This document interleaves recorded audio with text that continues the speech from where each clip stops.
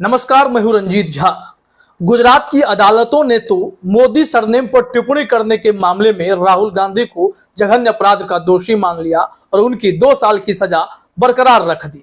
लेकिन अभी जो हम खबर आपको बताने जा रहे हैं, जिसमें सुप्रीम कोर्ट के जज और हाई कोर्ट के जज ने ऐसी टिप्पणी की है प्रधानमंत्री मोदी को लेकर और पूरी सरकार को लेकर, जिसे जानने सुनने के बाद पूरे भाजपाइयों के भीतर खलबली सी मच जाएगी, भक्तों की नींद उड़ जाएगी। क्योंकि मोदी जी पर टिप्पणी कर देने का मतलब है राहुल गांधी की तरह किसी की सांसदी का चला जाना, और दूसरी तरफ कई बुद्धिजीवियों को और ऐसे पत्रकारों को या फिर कोई भी जो मोदी जी के खिलाफ बोल दे, उन्हें सलाखों के पीछे भेज दिए जाने का ही मामला आप देखते सुनते होंगे। लेकिन इस बीच सुप्रीम कोर्ट के जज साहब ने तो यहां तक कह दिया है कि एक स्वतंत्र न्यायाधीश ही देश में सरकार के कार्यों पर निगरानी रख सकता है। साथ ही साथ उन्होंने ये भी कहा है कि न्यायालय की स्वतंत्रता लोकतंत्र का अहम स्तंभ है। जो सुप्रीम कोर्ट के जज ने टिप्पणी कर दी है वो तो हम बाद में बताएंगे, लेकिन यहां इंपॉर्टेंट है कर्नाटक हाई कोर्ट के जज का एक फैसला। दरअसल कर्नाटक हाई कोर्ट के जज ने पीएम मोदी के खिलाफ की गई टिप्पणी के एक केस में ऐसा फैसला सुनाया है जिन्हें गुजरात की अदालतों में बैठे जजों को तो देखना ही चाहिए। साथ ही साथ उन लोगों को भी, उन संघियों को, भाजपाइयों को भी देख लेना चाहिए जिन्हें बात बात पर यही लगता है कि मोदी जी के खिलाफ बोल देना कहीं ना कहीं देशद्रोह का मामला बन जाता है। उन लोगों के लिए यह खबर बेहद जरूरी है। जरा अपने स्क्रीन पर आप देखिए हेडलाइन को। हिंदुस्तान ने लिखा है, प्रधानमंत्री के खिलाफ अपमानजनक शब्द देशद्रोह नहीं, उससे हिंसा नहीं भड़की, हाईकोर्ट ने रद्द की एफआईआर। पूरा मामला भी हम आपको बताएंगे, लेकिन इस हेडलाइन को देखने के बाद आप राहुल गांधी के केस को इससे कनेक्ट कर दीजिए। फिर जरा सोचिए कि राहुल गांधी को जो सजा दी गई, क्या वो न्यायोचित था? उस फैसले में न्याय नजर आ रहा है क्या? अब इसके पूरे तह में चलते हैं। जरा सोचिए कि कहां से कहां बात जाती है और हर अदालत में फैसले का नजरिया कैसे बदल भी जाता है। हिंदुस्तान ने लिखा है कि कर्नाटक हाई कोर्ट ने शुक्रवार को प्रधानमंत्री नरेंद्र मोदी के खिलाफ अपमानजनक शब्दों को लेकर एक मामले में बेहद अहम टिप्पणी की। हाई कोर्ट ने एक स्कूल प्रबंधन के खिलाफ देशद्रोह के मामले को रद्द करते हुए कहा है कि प्रधानमंत्री के खिलाफ इस्तेमाल किए गए अपशब्द अपमानजनक और गैर जिम्मेदाराना थे, लेकिन यह देशद्रोह नहीं है। उच्च न्यायालय की कलबुर्गी पीठ के न्यायमूर्ति हेमंत चंदन गौदार ने बीदर के न्यू टाउन पुलिस थाने द्वारा शाहीन स्कूल के प्रबंधन से जुड़े व्यक्तियों अलाउद्दीन, अब्दुल खलीक, मोहम्मद बिलाल इनामदार और मोहम्मद मेहताब के खिलाफ दर्ज की गई प्राथमिकियों को रद्द कर दिया है। क्या इस तरीके का फैसला राहुल गांधी के केस में नहीं हो सकता था? पहला सवाल इसलिए यह उठता है क्योंकि राहुल गांधी विपक्ष के नेता हैं। उन्होंने कोर्ट में भी इस बात की दलील दी थी कि वो जब जनसभाओं को संबोधित करते हैं तो उस वक्त उनके तेवर तल्ख होते हैं। सरकार की गलत नीतियों के खिलाफ बोलना विपक्ष का काम होता है। सरकार सही रास्ते पर चले, विपक्ष की यह जिम्मेदारी होती है, और ऐसे में उनका लहजा तल्ख होता है लेकिन इरादे खराब नहीं होते। बावजूद इसके इस मर्म को गुजरात की अदालतों ने समझा नहीं, उस मुद्दे को ही दरकिनार कर दिया। राहुल गांधी की सजा हर अदालत में बरकरार रही। हाईकोर्ट ने भी इसमें दोष सिद्धि पर रोक लगाने से इनकार कर दिया। लेकिन यह फैसला देखिए कि अगर प्रधानमंत्री मोदी को लेकर किसी ने टिप्पणी कर दी और उस पर देशद्रोह का केस लाद दिया गया, कर्नाटक हाईकोर्ट ने इस मामले में एफआईआर को ही रद्द कर दिया है। थोड़ा सा डिटेल में और देखते हैं अदालत ने क्या कहा। अदालत ने कहा कि समाहित की गई भारतीय दंड संहिता की धारा 153 ए धार्मिक गुटों के बीच वैमनस्य पैदा करना मामले में सामने नहीं आई।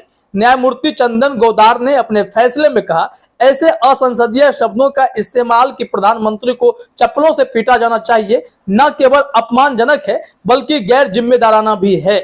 लेकिन यहां पर दूसरे पहलू को सुनिए। निश्चित तौर पर कोई ऐसे शब्दों का प्रयोग करेगा, चप्पलों से पीटा जाना चाहिए, तो वो गैर जिम्मेदाराना बयान होगा। लेकिन दूसरा जो पहलू जज साहब बता रहे हैं उसे ध्यान से सुनिएगा। यहां कहा गया है कि सरकार की नीतियों की रचनात्मक आलोचना की अनुमति है, लेकिन नीतिगत निर्णय लेने के लिए जिसे लेकर लोगों के एक खास वर्ग को आपत्ति हो सकती है, संवैधानिक पदाधिकारियों को अपमानित नहीं किया जा सकता है। आप संवैधानिक पदाधिकारियों को अपमानित नहीं कीजिए, लेकिन अगर सरकार की जो नीति गलत लग रही है तो उसकी आप आलोचना कर सकते हैं, यह खुलकर कहा गया है। ऐसे में अगर पीएम मोदी के खिलाफ गुस्से में जो भी शब्द निकला उसे जज ने गलत तो माना है, लेकिन यह देशद्रोह की श्रेणी में नहीं आएगा, यह भी उन्होंने साफ कर दिया है। लेकिन राहुल गांधी ने जब अपना भाषण दिया था कर्नाटक में ही, तो उस वक्त उन्होंने मोदी सरनेम से जुड़े कुछ लोगों पर टिप्पणी की थी। जो 1.5-2 वाक्य उन्होंने कहे थे उसमें भी कहीं से ऐसी बातें नहीं थी जिसे गुजरात में बैठे पूर्णेश मोदी, रांची में प्रदीप मोदी, पटना में सुशील मोदी आहत हो गए। मोदी जी पर टिप्पणी थी तो मोदी जी केस कर सकते थे, शिकायतकर्ता बन सकते थे, वो भी नहीं बने। और इन पर ऐसा कह दिया गया कि एक नेता के द्वारा इस तरीके से बोलना, इससे माहौल खराब होता है, समाज में द्वेष फैलता है। तो राहुल गांधी ने कैसा द्वेष फैलाया, इससे क्या असर हुआ, कभी भी हाई कोर्ट से लेकर निचली अदालतों तक ने इस फैसले में मेंशन नहीं किया कि इसका असर क्या हुआ था। अब इसी मामले को लेकर कर्नाटक हाई कोर्ट ने, इसी से जुड़ा हुआ मामला है, अपना फैसला दिया है, तो उसमें आगे भी देखना जरूरी है क्या कहा गया है। न्यायालय ने अपने फैसले में कहा, इसलिए दूर दूर तक इसकी कल्पना नहीं की जा सकती कि याचिकाकर्ताओं ने नाटक का मंचन सरकार के खिलाफ हिंसा के लिए लोगों को भड़काने के वास्ते अथवा सार्वजनिक अव्यवस्था फैलाने के लिए किया। तो यह था पूरा मामला। अब आइए इसके दूसरे पक्ष पर कि सुप्रीम कोर्ट ने क्या कहा है। सुप्रीम कोर्ट के एक जज साहब कार्यक्रम में थे, उन्होंने साफ तौर पर कह दिया कि बहुमत से ही सिर्फ देश नहीं चलेगा, इसके लिए न्यायिक व्यवस्था भी उतनी दमदार होनी चाहिए, न्यायिक फैसले लेने में स्वतंत्रता भी होनी चाहिए। अपने स्क्रीन पर जरा हिंदुस्तान की खबर देखिए, इसमें हेडलाइन में ही कोट किया गया है, केवल बहुमत से नहीं चलता लोकतंत्र, सुप्रीम कोर्ट के जज का किस ओर इशारा, यह सवाल भी पूछ दिया गया है। हिंदुस्तान ने इस मामले में लिखा है कि सुप्रीम कोर्ट के जज जस्टिस पीएमएस नरसिम्हा ने एक कार्यक्रम के दौरान कहा कि केवल बहुमत ही लोकतंत्र का आधार नहीं है। उन्होंने कहा कि लोकतंत्र में न्यायपालिका की स्वतंत्रता बहुत जरूरी है, तभी संविधान और कानून का सम्मान हो सकता है। उन्होंने कहा कि एक स्वतंत्र न्यायाधीश ही सरकार का कार्यों पर निगरानी रख सकता है। न्यायालय की स्वतंत्रता लोकतंत्र का एक अहम स्तंभ है।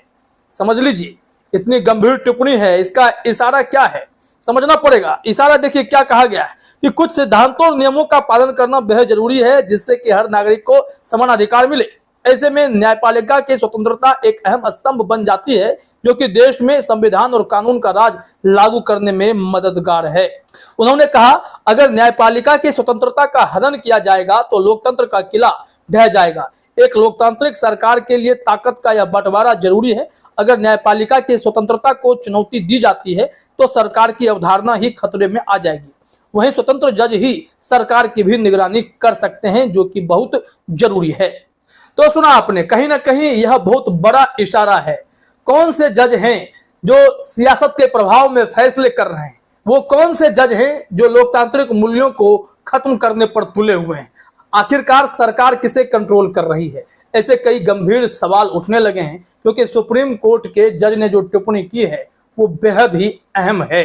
अब कर्नाटक हाई कोर्ट के जज और सुप्रीम कोर्ट के जज की टिप्पणी को आप जोड़कर देखिए, वर्तमान सियासी परिदृश्य में न्यायपालिका पर कितना दबाव है वो आप साफ तौर पर देख सकते हैं, महसूस कर सकते हैं। साथ ही साथ प्रधानमंत्री मोदी को लेकर टिप्पणी करना लोगों पर कितना भारी पड़ने लगा है वो भी इस फैसले में साफ दिखाई पड़ने लगा है। फिलहाल इस वीडियो में इतना ही। आप सभी का हमसे जुड़ने के लिए बहुत बहुत धन्यवाद।